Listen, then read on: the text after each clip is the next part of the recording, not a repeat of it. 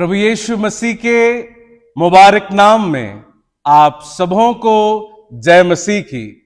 आज इस नए दिन में हमारे चिंतन के लिए बाइबल का पाठ पढ़ने में हमारी सहायता भाई आशीष जेकब करेंगे। खुदा के जीवित कलाम से मैं पढ़ूंगा यूहन्ना रचित सुसमाचार 20वां अध्याय 11वां और 12वां पद। परंतु मरियम रोती हुई कब्र के पास ही बाहर खड़ी रही और रोते रोते कब्र की ओर झुककर दो स्वर्गदूतों को उज्जवल कपड़े पहने हुए, एक को सिरहाने और दूसरे को पैताने बैठे देखा, जहां यीशु का शव रखा गया था। आमीन। मैं हर समय यहोवा को धन्य कहूंगा, उसकी स्तुति निरंतर मेरे मुख से होवेगी। आइए इस गीत के द्वारा हम प्रभु को महिमा दें।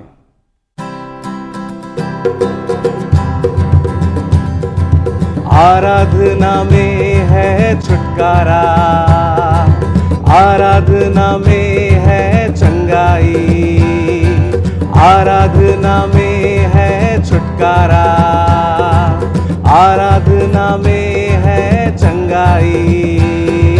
शरीर प्राण आत्मा में शांति आनंद देता है, जान से भी प्यारा प्रभु। शरीर प्राण आत्मा में शांति आनंद देता है, जान से भी प्यारा प्रभु। प्रार्थना करे आराधना करे, वो अच्छा है कितना भला है। हालेलुया। प्रार्थना करे आराधना करे, वो अच्छा है कितना भला है। छुटकारा पाए हमेशा हमेशा, छुटकारा पाए हमेशा, छुटकारा पाए हमेशा हमेशा, छुटकारा पाए हमेशा।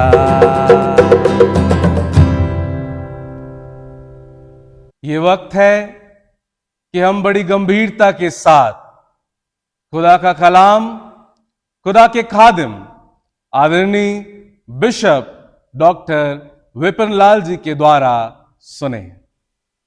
क्रिश्चियन चर्च भोपाल की छोटी सेवा जो पास्टर पगारे बेटे आशीष जेकब के साथ हर हफ्ते प्रभु के वचन को लेकर हम आप तक पहुंचते, क्योंकि हमारे दिल की प्रार्थना है कि इन छोटी सेवाएं जो प्रभु ने हमें दी हैं, इन सेवाओं के द्वारा बहुत से लोग जीवन में प्रभु की आशीषों को पाएं। और हिंदुस्तान के बहुत से राज्यों के लोग हफ्ते में कई बार अपनी समस्याओं को लेकर फोन करते, उनके साथ बात करते, इसलिए हम प्रभु का धन्यवाद करते हैं। पिछले दिनों में हमने अपने 40 दिवसीय आध्यात्मिक उपवासकालीन प्रार्थना सभाओं में शामिल होकर प्रभु की बड़ी आशीषों को पाया।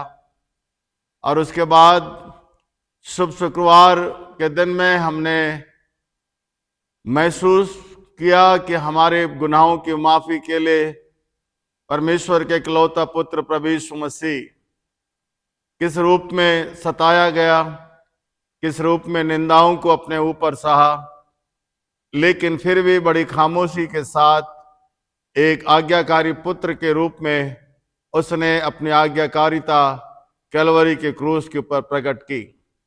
और यही उसके आध्यात्मिक जीवन की यात्रा का समापन नहीं था, लेकिन इससे आगे बढ़कर जो आशीषें उस आज्ञाकारिता के रूप में परमेश्वर ने उनके लिए रखा था, जिससे हम बड़े पुनरुत्थान के रूप में हम बाइबल में पढ़ते हैं कि प्रभु यीशु मसीह पुनरुत्थित प्रभु बनकर समस्त मानव जाति के लिए एक शाश्वत और अनंत जीवन को तैयार किया, जिसमें आप और मैं भी शामिल हैं।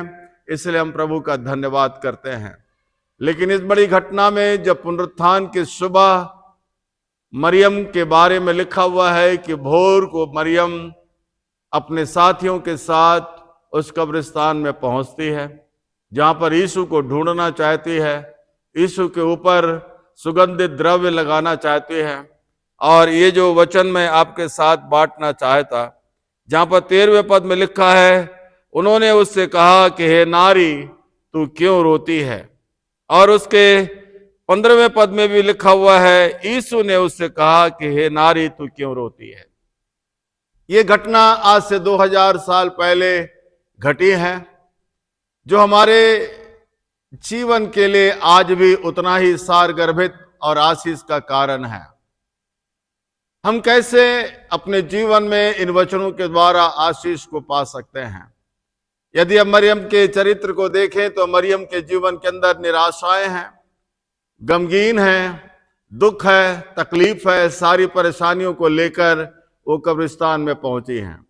लेकिन जो बातें मुझे इस 2025 के पुनरुत्थान के दिन में मुझे जो स्पर्श करते हैं, जो मुझे मेरी सहायता करते हैं, जो मुझे आगे देखने के लिए, आगे बढ़ने के लिए मुझे उत्साहित करते हुए एक नया बल मुझे देते हैं, जहां पर लिखा हुआ है कि उसने कहा कि हे नारी तू क्यों रोती है, तू क्यों रोती है, तू क्यों रोती है।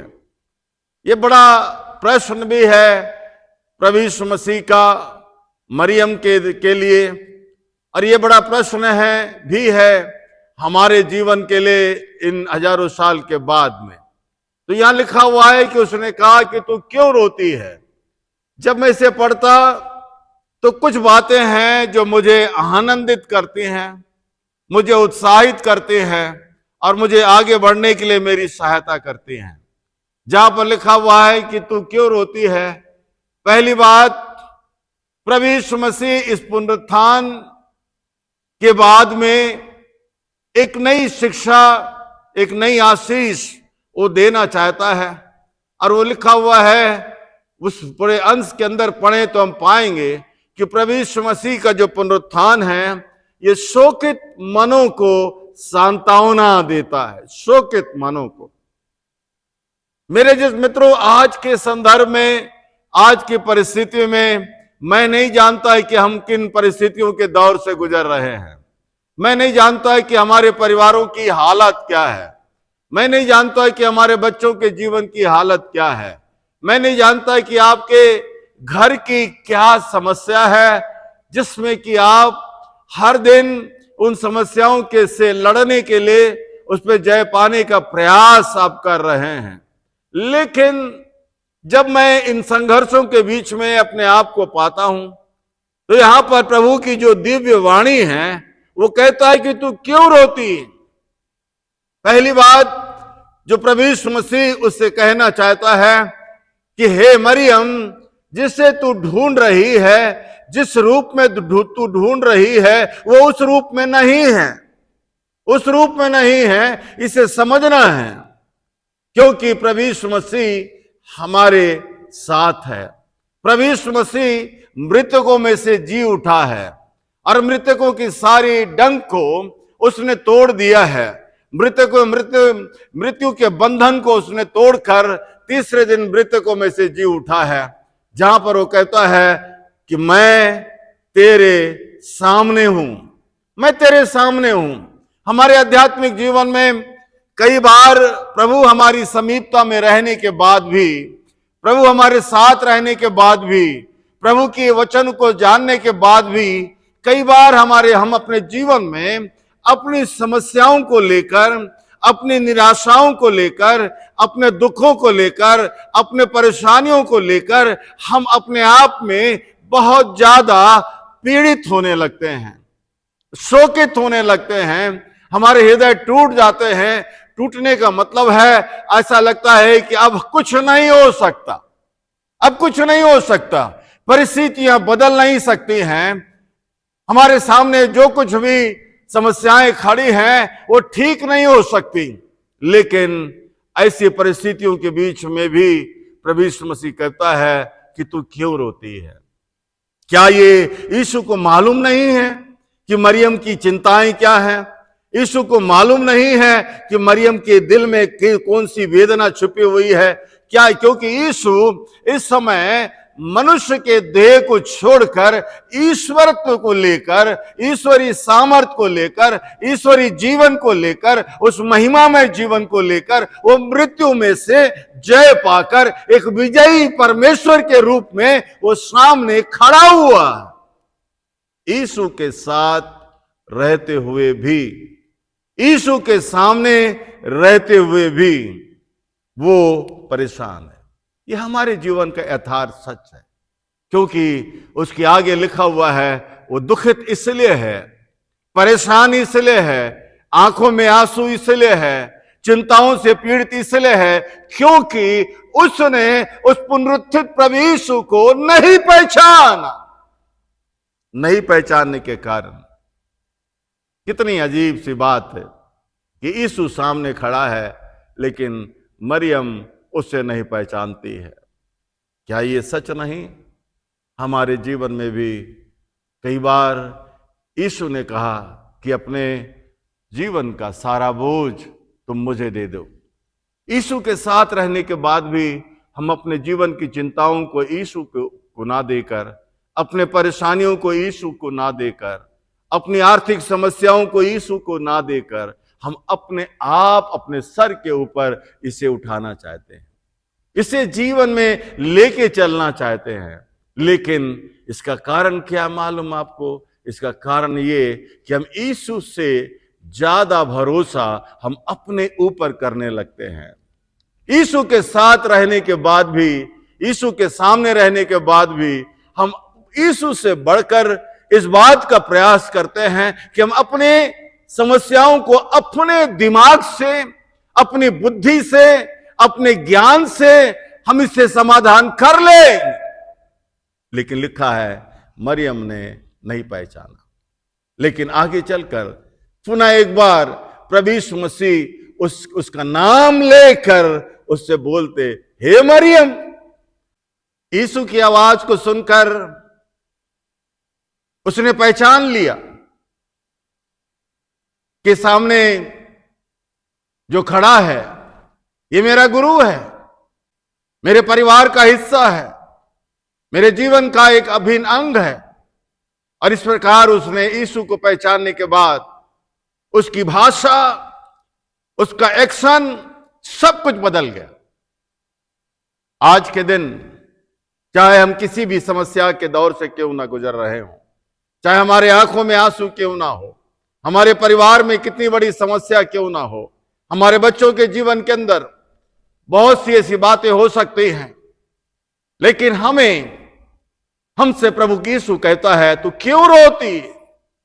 मैं तेरे सामने हूं, मुझे पहचान। हमारी समस्याओं के बीच में यीशु मुझसे कहता है, तू क्यों रोती है?